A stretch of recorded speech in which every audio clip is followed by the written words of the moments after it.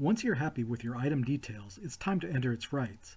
And the first thing you need to do is set up your default preferences by clicking on that button. The default preference gives Rightsin the overall scope of rights that you control for your product. Click into the Media field and select which media you will be entering rights for. You can search your choices by entering a part of that name, or by just typing in a space, which displays all options. Select all the media you require. The Market field works the same way. Add all of the relevant territories to your profile, and then be sure to hit Save My Preference. If you don't, you'll lose your entries when you go to the next step. The next thing to do is add the actual rights records, so move to Create New Rights. This is the screen where the actual rights records Rightsin will use to calculate your item's availability are entered. First, add a reference ID. This is what will be displayed throughout the system and should briefly describe just what right it is representing, and should be meaningful to you since this is how you'll find the record going forward. Next, select a window type from the drop-down menu.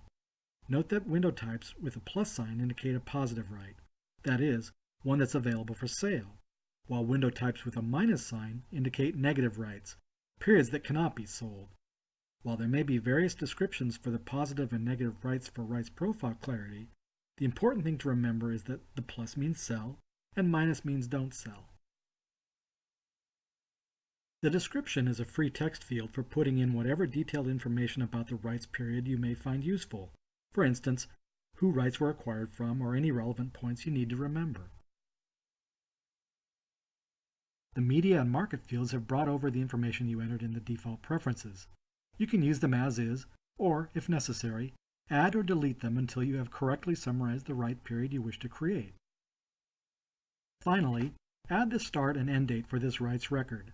Click in the field and a calendar pops up where you can find the date you need. If the year you need exceeds what is displayed in the drop-down, simply click on the last date and open the drop-down again and you'll see the next available year. Now save what you've entered and you're done. If you need to create another row, just click on the Create New Rights button until you have all the records you need to finish your rights ownership profile of this product. Your third step is under the Edit Rights button. Click on the Reference ID drop-down and select a row you want to review.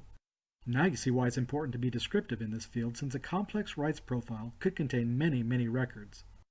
Once you've chosen the row you want to review, click the Lookup button and Rightsin will display its details.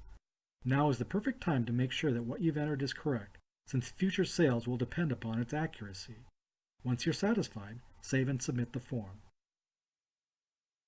You're almost there. Now go to the Publish Rights button. This is the step where all the work up to now pays off. Select the record you wish to publish to Rightsin. Notice how each record tells you whether it's been published or not, and click on Lookup. Scroll to the bottom of the screen and click Publish Rights to Marketplace. Do this for each rights record you entered until your rights profile is complete. That's it.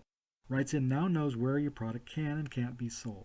To view all the rights you've entered, click on the Preview button. This will give you an overview of everything that's been saved, both published and unpublished. Now, once you've finished adding pricing information to your product, you can begin selling.